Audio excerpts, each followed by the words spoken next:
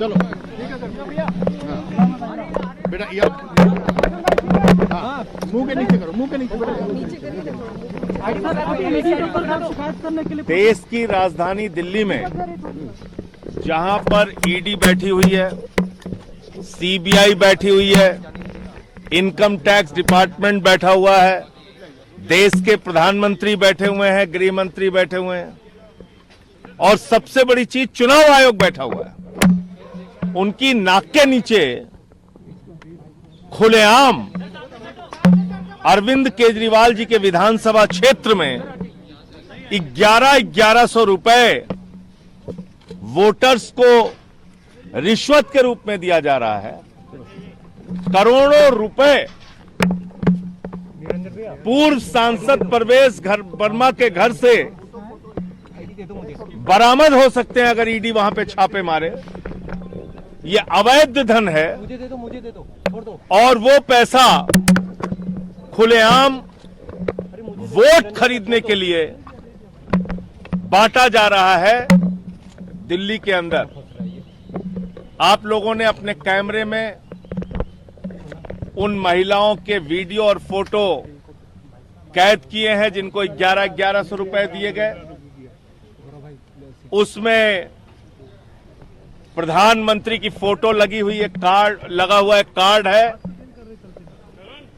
और सीना ठोक के प्रवेश वर्मा कह रहे हैं हम तो रुपया बांटेंगे। सिरसा, मनजिंदर सिंह सिरसा, उनके इलाके में भी वो रुपया बांट रहे हैं। वोटर्स को लुभाने के लिए, मतदाताओं को लुभाने के लिए पैसे दे रहे हैं, कैश दे रहे हैं। और इसकी शिकायत आज जब मैं ईडी के यहां करने के लिए आया तो बाकायदा मैंने मेल भेजा, बताया उनको कि 4 बजे हम आएंगे। लेकिन जो ईडी हर काम में सक्रिय हो जाती है उसके पास मिलने का समय नहीं है। उनके दफ्तर में ये रिसीविंग दी गई है, ये पत्र हमारा शिकायती पत्र रिसीव कर लिया गया है ईडी के द्वारा। इतना ही एहसान किया इन्होंने, लेकिन किसी अधिकारी ने मिलकर शिकायत सुनने की जरूरत नहीं समझी। तो इसका मतलब क्या है? इसका मतलब है कि ईडी सिर्फ और सिर्फ सत्ता पक्ष के कहने पे, प्रधानमंत्री के इशारे पर विधायकों को पकड़ना, मंत्रियों को पकड़ना, मुख्यमंत्री को पकड़ना, सरकारों को गिराना, तोड़फोड़ करना, उसकी एक एजेंसी बन गई है। ये पीएमएलए का सीधा सीधा मामला है।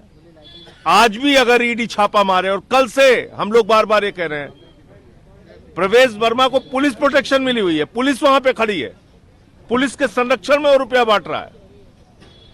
करोड़ों रुपए उसके घर के ऊपर अंदर मौजूद है, लेकिन कोई ईडी का छापा नहीं हो रहा है, कोई सीबीआई का छापा नहीं हो रहा है, कोई इनकम टैक्स डिपार्टमेंट का छापा नहीं हो रहा है। तो इसलिए आगे सीबीआई से और इनकम टैक्स डिपार्टमेंट से भी मिलकर इसकी शिकायत करेंगे, चुनाव आयोग से भी मिलकर इसकी शिकायत करेंगे। इस मामले में जहां जहां बीजेपी के लोग ये काम कर रहे हैं या करते हुए पाए जाएंगे, उनकी शिकायत करेंगे, उनके खिलाफ लड़ाई लड़ने का काम करेंगे। लोकतंत्र का कैसे गला घोटा जा रहा है, किस तरह से पूरा का पूरा सिस्टम कोलैप्स कर गया है, किस तरीके से चुनाव आयोग, ED, CBI, income tax department खामोश है और भारतीय जनता पार्टी रुपया बांट रही है दिल्ली में, यह अब सबके सामने आ चुका है। दिल्ली की जनता को केजरीवाल पे भरोसा है, उनकी योजना पे भरोसा है।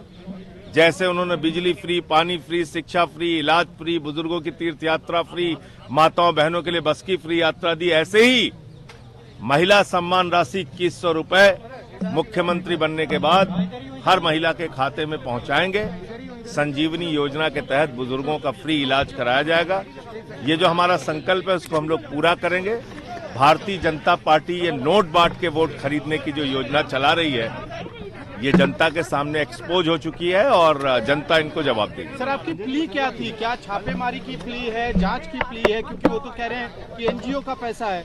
अरे भाई, एनजीओ का पैसा पॉलिटिकल कामों में कैसे इस्तेमाल हो सकता है? एनजीओ का पैसा प्रधानमंत्री की, मोदी की फोटो लगा के आप बांट रहे हैं। एनजीओ का पैसा आप 10 साल तक सांसद रहे, आज तक तो कभी नहीं बांटा आपने। ये कैसे चुनाव के वक्त में ही बांट रहे हैं आप?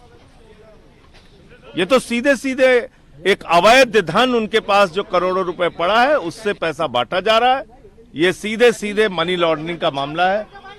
बाकी इसके जो और कानूनी पक्ष हैं उस पे आगे हम लोग विचार कर रहे हैं। एमसीसी लगा नहीं है तो पैसा बांटने में अगर बांट भी रहा है तो क्या दिक्कत है? उनका ये जवाब है कि देशद्रोही एक जाट की बेटी को कहा है, जाट समुदाय जवाब देगा। हालांकि ये वही प्रवेश वर्मा है पिछले चुनाव में केजरीवाल को आतंकवादी तक कहा है। देखिए, ये लोग तो गाली गलौज की राजनीति में ही यकीन रखते हैं। उसका जवाब दिल्ली की जनता अपने वोट की ताकत से देगी।